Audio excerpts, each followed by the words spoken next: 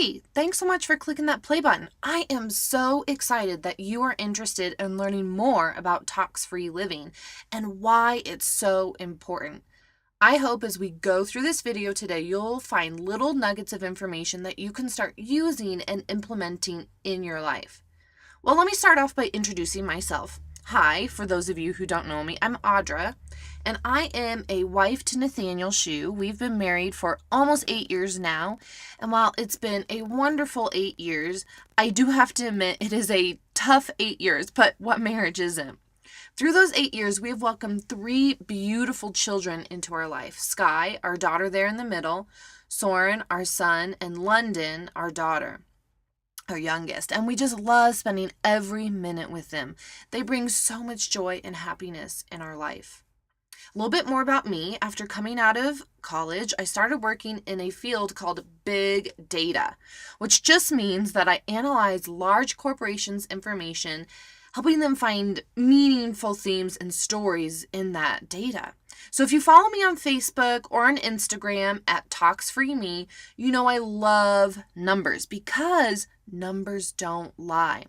But what I love most about my job and what I loved most about being in big data, and what I'm still passionate about today is solving people's problems. I ended up founding Tox Free Me after a serious health scare in 2016, and I wanted to spread the word and share with others the dangers of toxic chemicals that are found in your food, in your personal care products, that are found in your home, and in the environment. I offer easy, practical ways to switch to healthier alternatives and really want to share my stories of what I did to make the change for my life and for my family. At the end of the day, I have a passion for getting people healthy using plant-based products. All right, if we look at today and what's in production today, it's funny because plants are found in everyday products, really without us even knowing it.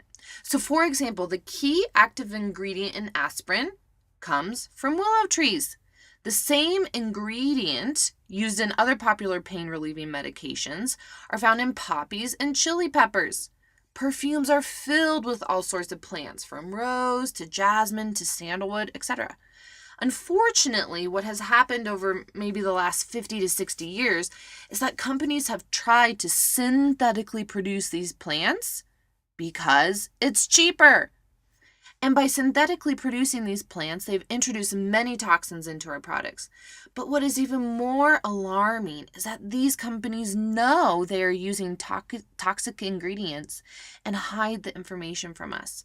Fragrance, a common ingredient listed in many of our products. If you go to your cleaning supplies or your lotions or your soap, you'll find fragrance on it.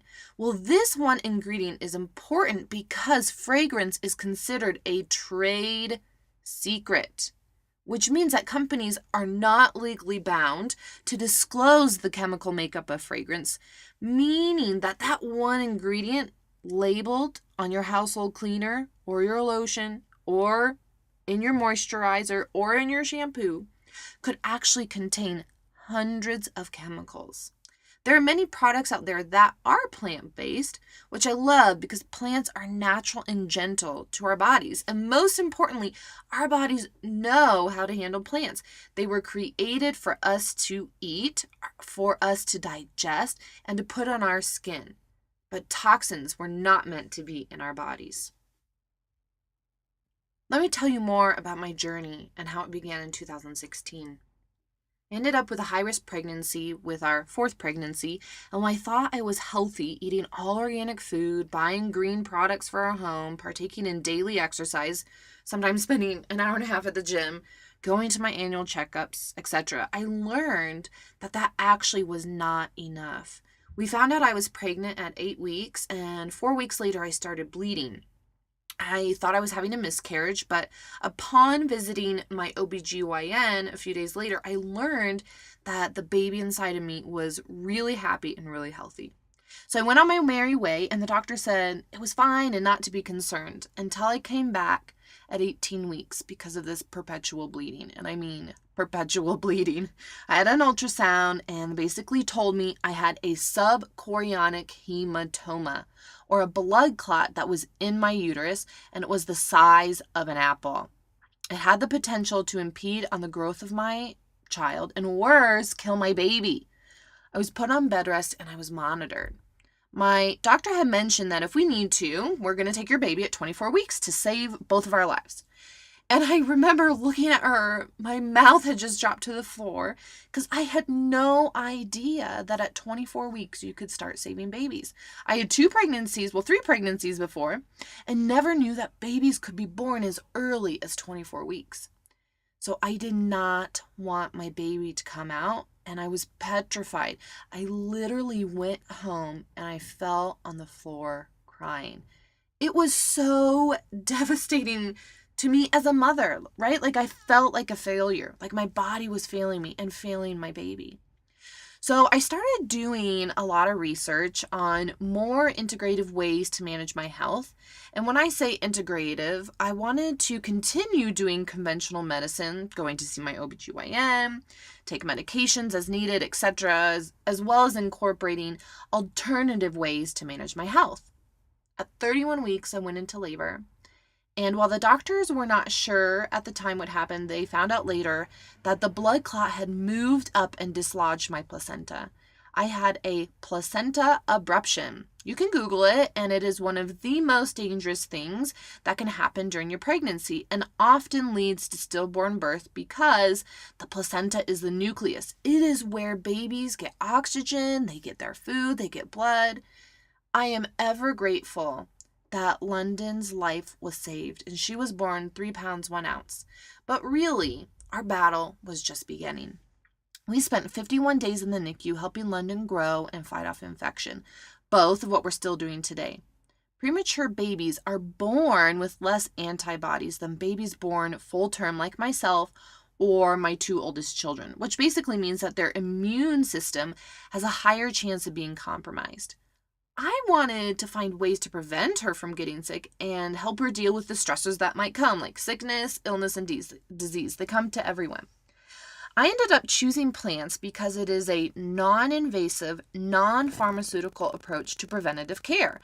And remember, I take an integrative approach, which basically is conventional plus alternative. I can't just shove drugs down her throat all the time to keep her body healthy. I needed a plan to do things around her in her environment to support her body and not suppress it. Our bodies are exposed to hundreds, if not thousands, of chemicals a day. And I'll show you what that looks like in a little bit here. The impact of chemicals is dangerous because they can take years to show up, kind of like, tobacco and cigarettes. I knew I had to make a change for my health since my body was falling apart, a change for her and for my family.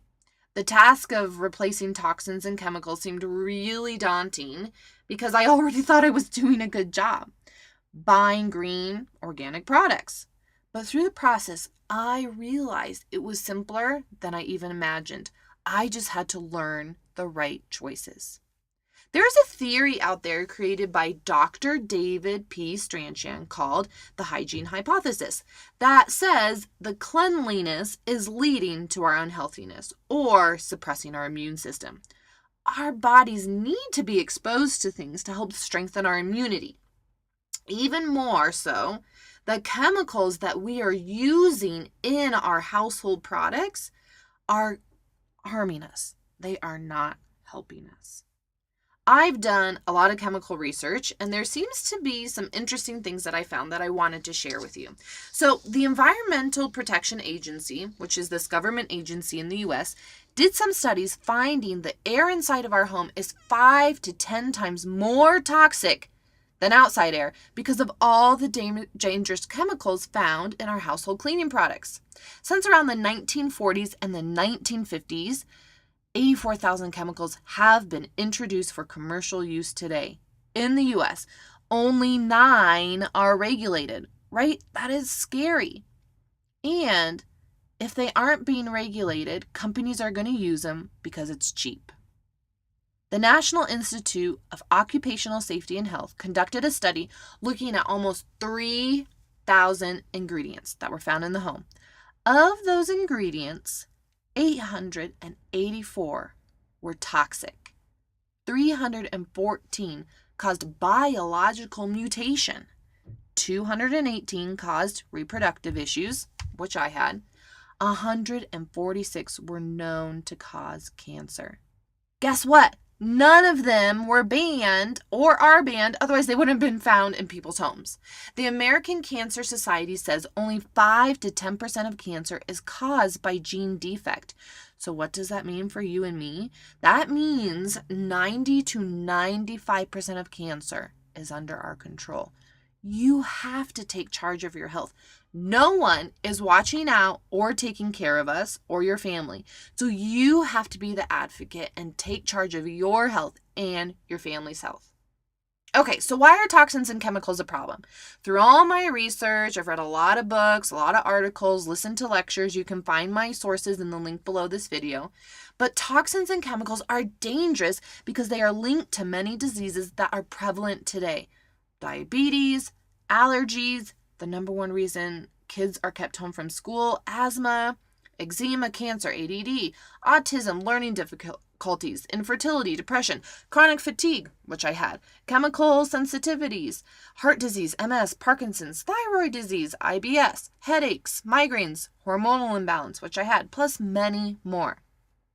For all you data geeks out there, I want to show you this chart, which shows that as chemical production has increased since the 1950s, so have the cases of diabetes. And you can see there are the two lines progressing together. So you're going to say two things. One, correlation does not mean causation. But when you know that the chemicals cause our bodies to malfunction, then yes, you can make a correlation. Dr. Joseph Pizzorno says that chemicals harm our ability to process sugar effectively, which makes it hard to say that chemicals are helping. And the second thing you might say is that, well, sugar is the main culprit. Okay, boom. Again, another chart from Dr. Pizzorno. And you have to take this guy seriously because he was appointed by two of our most recent presidents to work on the complementary and alternative medicine policy and on the Medicare Coverage Advisory Committee. So he is basically this leading authority on science-based natural medicine. Okay, he says that sugar is not the main culprit for diabetes because sugar consumption has increased drastically since the 1820s. But it was when chemicals were introduced that the diabetes epidemic began in the 1940s and 1950s. Chemicals poison our insulin receptor sites on our cells, meaning that chemicals prohibit our cells' ability to process sugar effectively. Yikes! I've listed out here the most common chemicals in production, ones that are in a lot of household products, and they're linked to diseases. So these are the ones that I find in a lot of places. Chemicals like aluminum, BPA found in plastics, formaldehyde, fragrance, where the chemical phthalate hides, GMOs, parabens, PCBs, sodium lauryl sulfate, sodium laureth sulfate, and triclosan. So these chemicals are linked to things like ADHD, allergies, anxiety, cancer, that nasty little word, diabetes, hormone disruption, infertility, metabolic syndrome, juvenile IQ, which basically means that children who have high exposure to chemicals have lower IQs, found in studies. Thyroid dysfunction. So yes, there is a problem. Now you might be thinking, oh, Audra, I use green products. I use organic products. I am all natural. No big deal. Well, I would say good effort. But there is even more concern if you think you are being green when you actually may not be. There's this huge push out there to get the word out about greenwashing because it is happening all the time. And in 2010, Terra Choice Group, which is this environmental consulting firm, conducted a study of green products in the marketplace. What they found was that 95% of these green consumer products committed what they labeled as a greenwashing sin. And there's 7 of them. We're going to go through them. Number 1, A hidden trade-off. This is suggesting a product is green based on really a narrow set of attributes. So this is saying things like paper is environmentally friendly because it comes from a sustainable harvested forest, but really forgets to point out the fact that paper making process emits things such as greenhouse gas. They use chlorine and bleaching, which are not green at all. Okay, number 2, no proof. This is a claim that cannot be substantiated. So a common example is facial or toilet tissue paper products claiming that a various percentage of their material is recycled without providing any evidence. Number 3, vagueness. This is a poorly defined claim that is likely to be misunderstood by you and by me. So for example, claiming something is all natural. But arsenic, mercury, formaldehyde are all naturally occurring, but highly toxic. All natural doesn't necessarily mean safe for your body. Okay, number 4, false labeling. A product that gives the impression of this third-party endorsement without having that endorsement at all. It could even be creating your own fake label to say that you are green to deceive consumers. Number 5, irrelevance. So this is making a claim that is truthful, but it doesn't really matter to you or I. There are makeup products out there that claim to be CFC free, claiming to be a green alternative, but CFCs are banned by law, so it doesn't matter. Everything is CFC free. Number 6, lesser of two evils. So a claim that may be true in that product category, but distracts you from a greater impact. So organic cigarettes. Well, all cigarettes are bad, so making them organic doesn't make them any better. Another example would be saying that an SUV is fuel efficient. Okay, well, all SUVs have poor fuel efficiency when you compare them to other products in the whole entire category. Number 7, fibbing. This brings me back to elementary school, but this is basically claiming something that is false. You are lying. So claiming that you are energy certified when you're not at all, or claiming that you are green certified when there's no certification at all. Don't feel overwhelmed if all of this information is new to you. I'm going to help you, and that's why I started Tox Free Me. But you can also do a few things for yourself. So first, you have to be your own health advocate, and you have to start researching. Use my website, use my Facebook page, use my Instagram feed as a way to get informed. Vote with your dollar. Or another way of saying it is put your money where your mouth is and start buying products that are actually 100% chemical and toxin free. Voice your concern to your local representative. And I think the most important thing is you have to start spreading the word to your friends and family. Don't get stuck with the junk. You have to kick chemicals to the curb. So what did I do? Well, I joined a few different companies that are all plant-based and that offer a health and wellness subscription box service. Kind of like those other subscription box services that you might be familiar with, like FabFitFun, which deliver the greatest, latest style trends, or Birchbox, which delivers the latest beauty trends.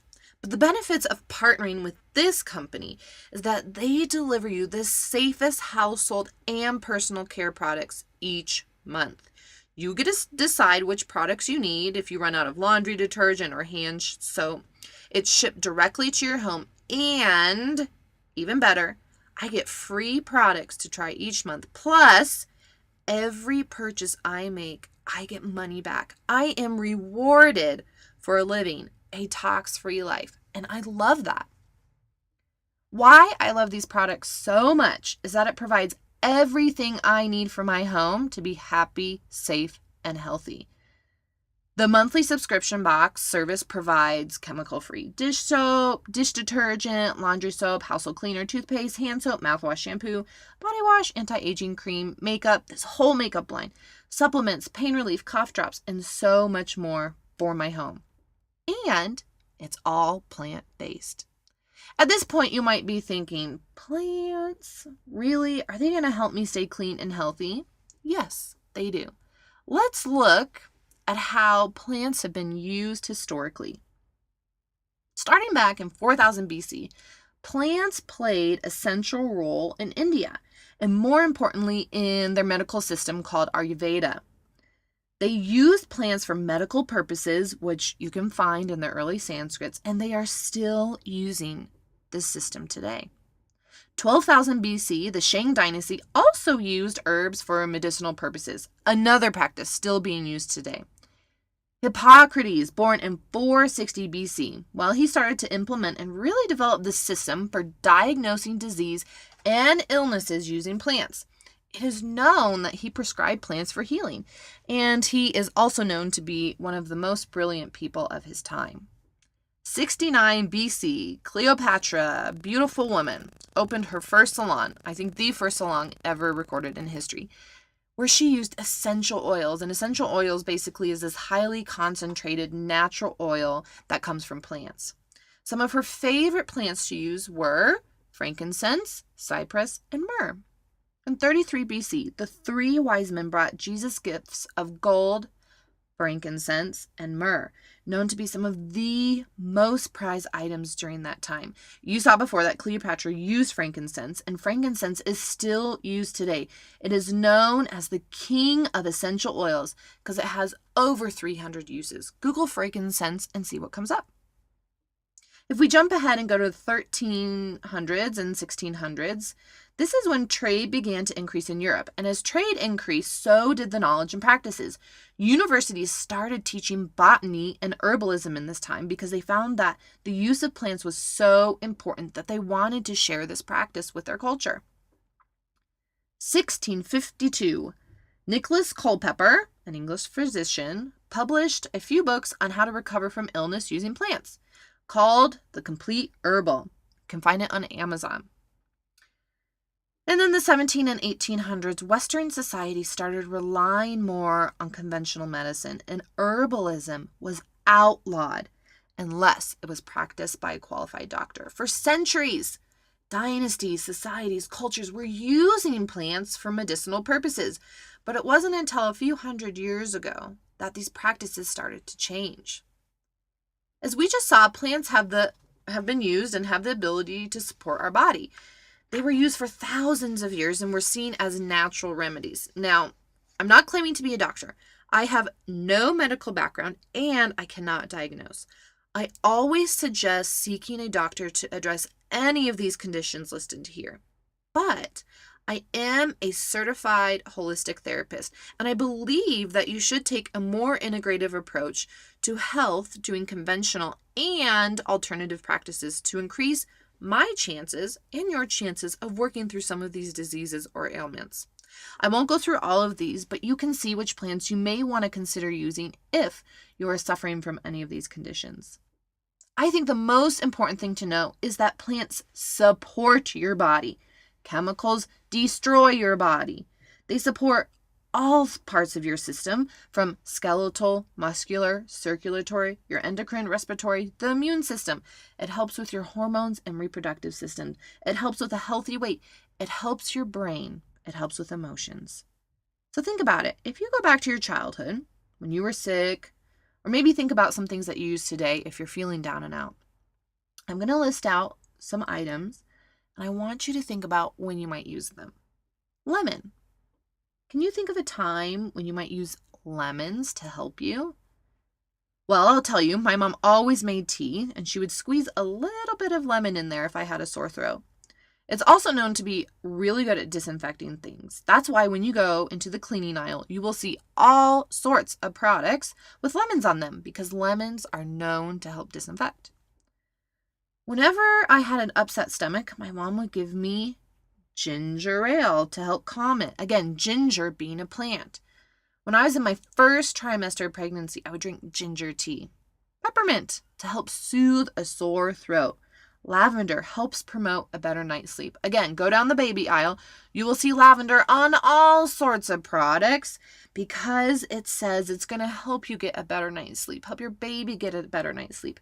And this is something you are so concerned with when you have a newborn. When do you drink orange juice?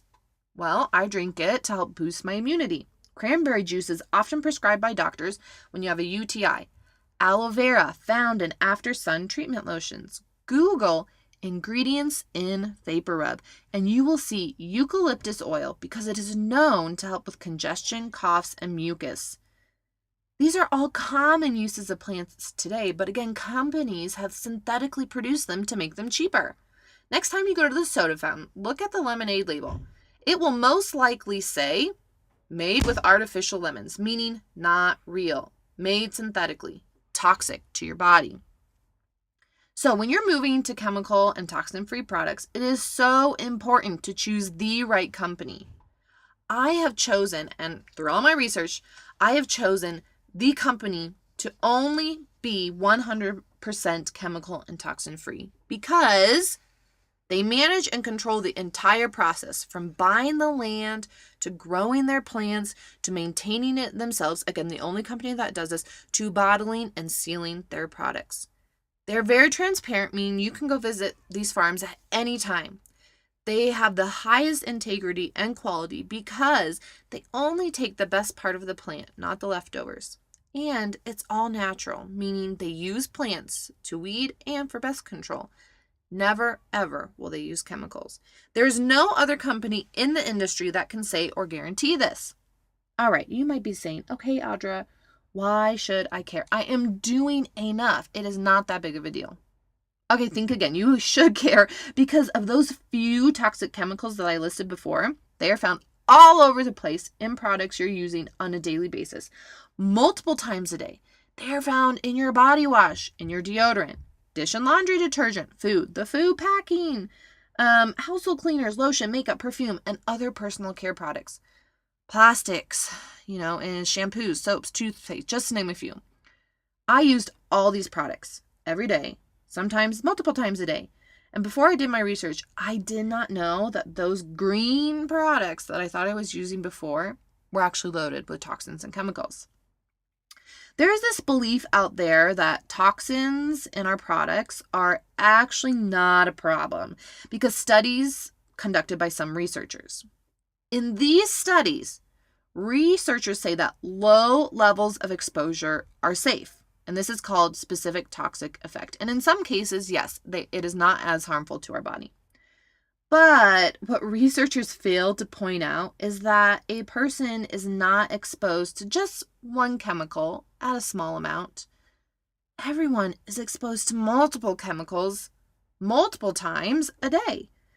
Even if each toxin is at a low level, it's a problem. Total toxin effect is taking a look at the total number of toxins people are exposed to and how it affects their body. Toxins are everywhere in your makeup, your dish soap, hand soap, blah, blah, blah, blah, blah. You get the picture. Like I said before, if you use 2 or more of these products a day, you are potentially exposing your body to multiple toxins, if not hundreds of toxins, which lead to diseases, as we saw before. Okay, if you are still having a hard time believing me, let's do an inventory of what you use today. And I will actually use myself as an example.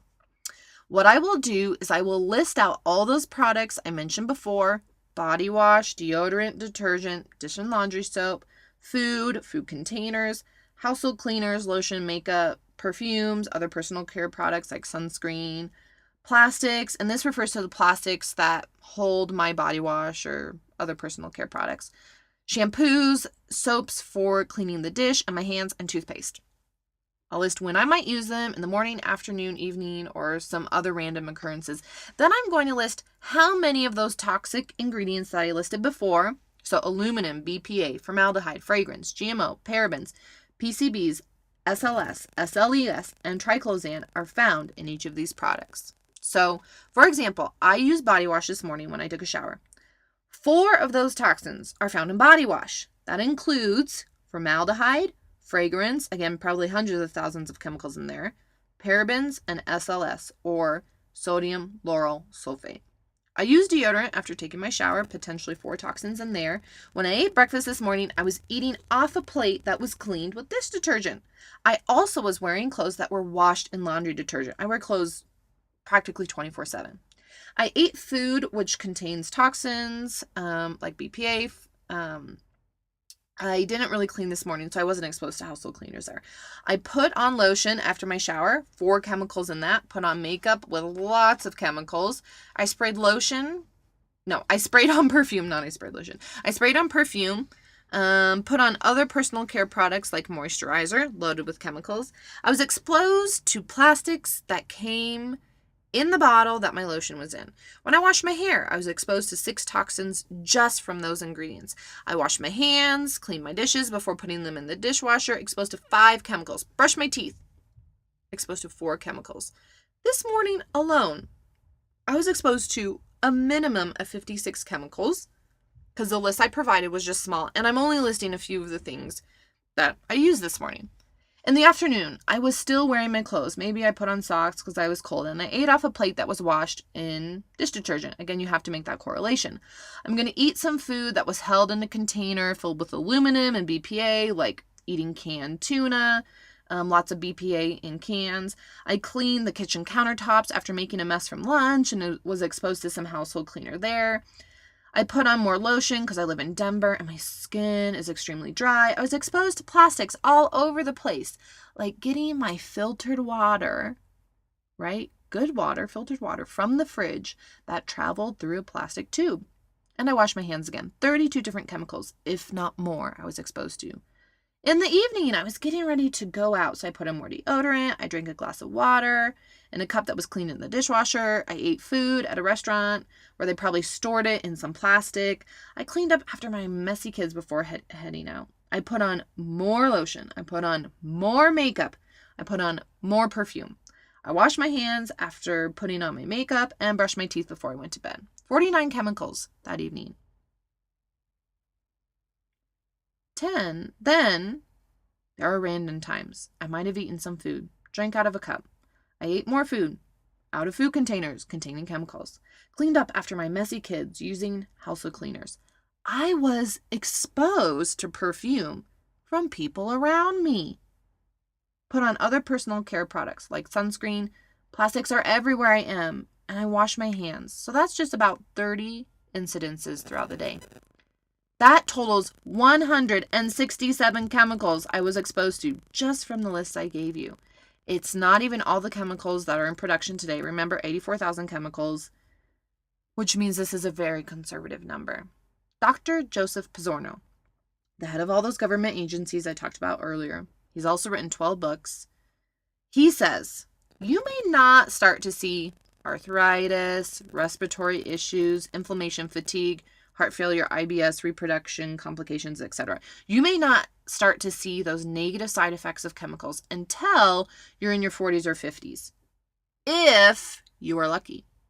I wasn't lucky, even though I thought I was doing a good job. And guess what? Each year I hear more stories of family members, of friends. I actually just talked to a friend diagnosed with rheumatoid arthritis, doesn't want to take the drugs because of the side effects of blindness, right? Like, I'm hearing stories all the time of my coworkers who are being diagnosed with these diseases, who are my age, who are older, and some who are even younger. I don't want to put my children's health at risk, give them cancer, nor do I want to put my health at risk and give myself cancer. Remember, the American Cancer Society said 90 to 95% of cancer is under our control. That's why you have to make a change now. Take charge of your health. Do not get yourself in a situation where I was, where my body was failing me, and in the worst case scenario, while I was carrying another human being. Do it for you. Do it for your family, because I know I want to be around to see my children grow up. I want my children to experience life to the fullest, not burdened by disease. Join me and let's live a life less toxic.